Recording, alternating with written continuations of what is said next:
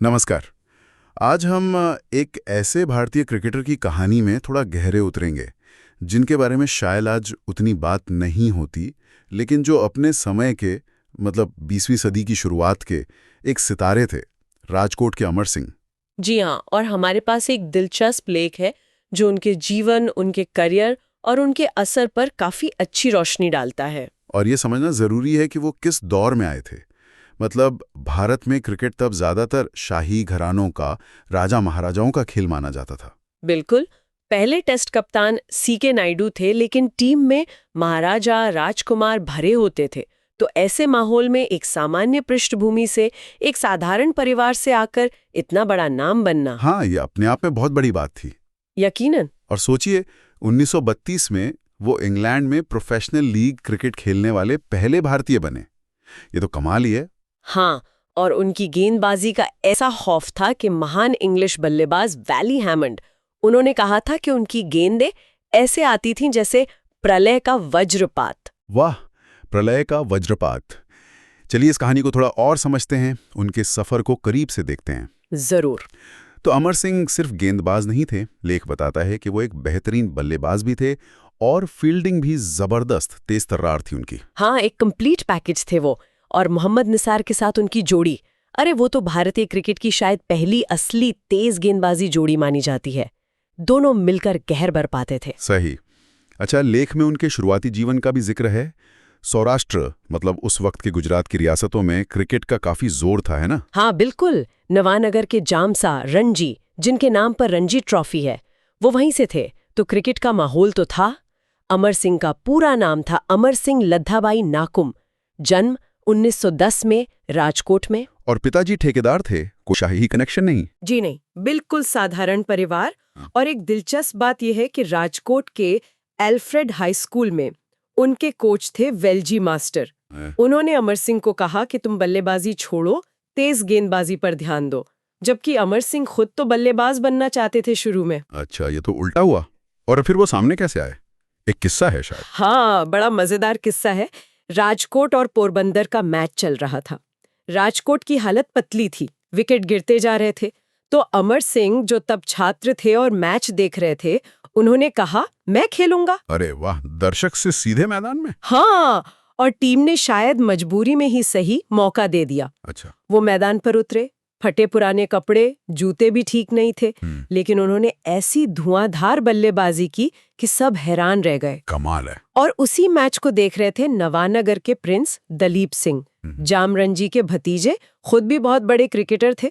वो अमर सिंह से इतने इम्प्रेस हुए कि सीधे उन्हें नवानगर राज्य में नौकरी ऑफर कर दी। तो वो मैच उनकी जिंदगी का टर्निंग पॉइंट बन गया एक तरह से। बिल्कुल। एक साधारण पृष्ठभूमि के लड़के के लिए ये बहुत बहुत बड़ी छलांग थी, और उन्होंने इस मौके को जाने नहीं दिया। सौराष्ट्र क्रिकेट में भी उन्होंने रिकॉर्ड बना दिए। हाँ, लेख में लिखा है, छठे विकेट के लिए 193 रन की पार्टनरशिप, एक पारी में 9 विकेट, मैच में 16 विकेट। ये तो जबरदस्त आंकड़े हैं उस जमाने के हिसाब से। बिल्कुल असाधारण। लेकिन फिर जब 1932 के इंग्लैंड दौरे के लिए टीम चुनने की बारी आई, तो मामला थोड़ा फंस गया। वो क्यों? प्रदर्शन तो इतना अच्छा था। बात उनके भाई रामजी की थी।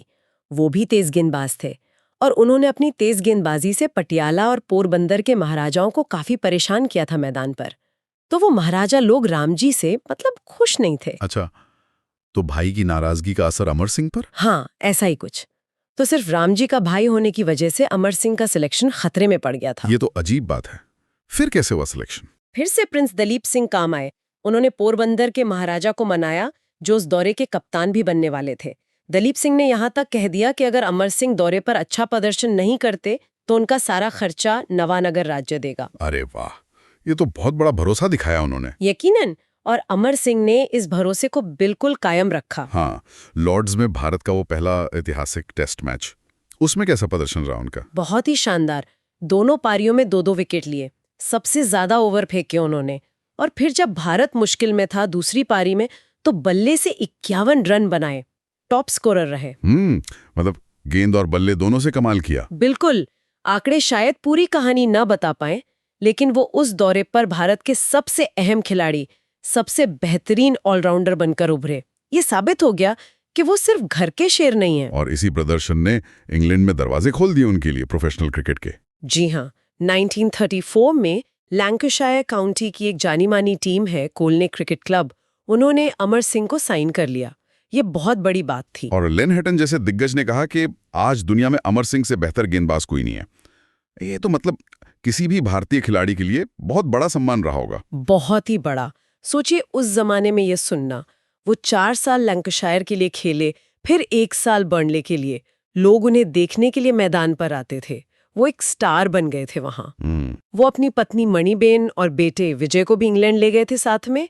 उनकी विजय मर्चेंट, जो एक और महान भारतीय क्रिकेटर थे, उनसे बहुत गहरी दोस्ती थी। हाँ, इतनी गहरी कि दोनों ने अपने बेटों के नाम एक दूसरे पर रखे। सही कहा। और कहते हैं कि विजय मर्चेंट उनकी तारीफों की, उनकी उपलब्धियों की कतरनें जमा करते थे।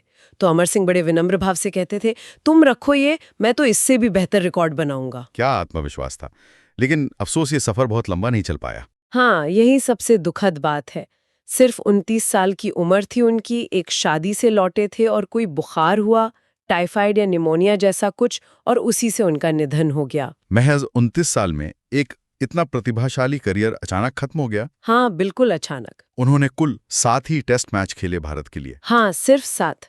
लेकिन अमर सिंह की कहानी सिर्फ इन 7 मैचों या आंकड़ों की नहीं है।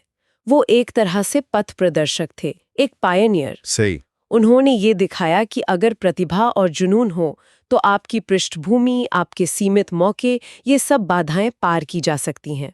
उनका भारतीय क्रिकेट पर असर उनके खेले गए मैचों से कहीं ज्यादा गहरा है। वो एक तरह से उस सामाजिक बदलाव की भी निशानी थे जहां क्रिकेट सिर्फ राजा महाराजाओं का खेल नहीं रह गया था, आम लोग भी सितारे बन सकते थे। बिल्कुल।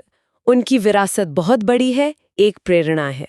और जाते जाते एक सवाल हम श्रोताओं के लिए छोड़ सकते हैं सोचने को। अगर अमर सिंह को एक लंबा करियर मिला होता और मौके मिले होते तो भारतीय क्रिकेट का इतिहास आज शायद कितना अलग होता। ये सोचने वाली बात है। और भारत के शुरुआती खेल इतिहास में ऐसे और कितने ही अमर सिंह रहे होंगे जिनके बारे में हम शायद जानते भी नहीं, जिनकी कहानियां गुमनामी में खो गई।